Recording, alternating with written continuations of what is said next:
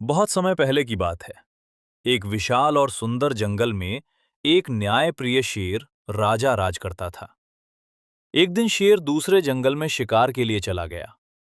उसी जंगल में एक चालाक बिल्ली रहती थी।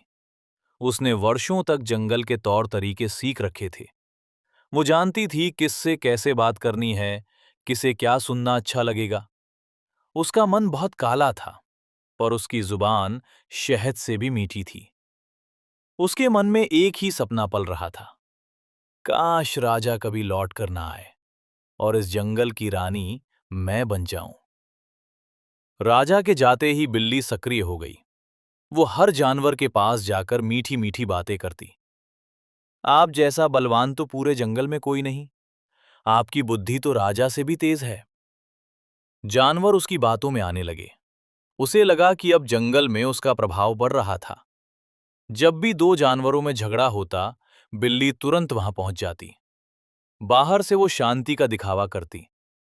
अरे भाई, लड़ाई से क्या मिलेगा, प्रेम से रहो।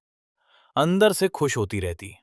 भीतर ही भीतर सोचती, देखती हूं किसका पलड़ा भारी है, मैं उसी का साथ दूंगी। बिल्ली हमेशा उसी ओर खड़ी हो जाती जहां उसे अपना फायदा दिखता।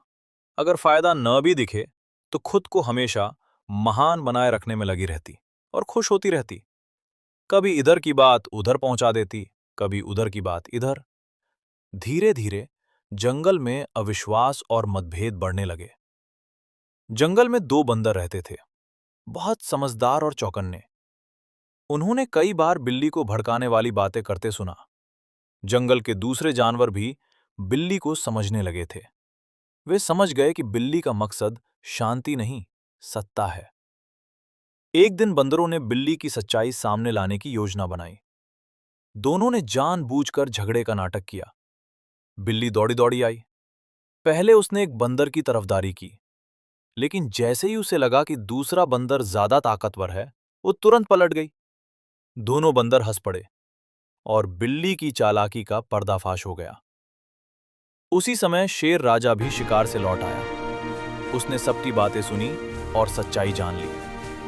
राजा ने गरजते हुए कहा, जो अपने स्वार्थ के लिए मित्रों में फूट डाले, वो इस जंगल में रहने योग्य नहीं।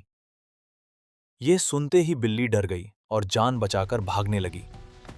भागते भागते वो जंगल के बाहर पहुंची, जहां बंदरों ने पहले ही जाल बिछा रखा था। कि वो जाल में फंस गई। उस दिन उसकी मीठी जुबान उसे बचा ना सकी। स्वार्थ और चापलूसी से मीठी बातें करने वाला हर व्यक्ति सच्चा नहीं होता।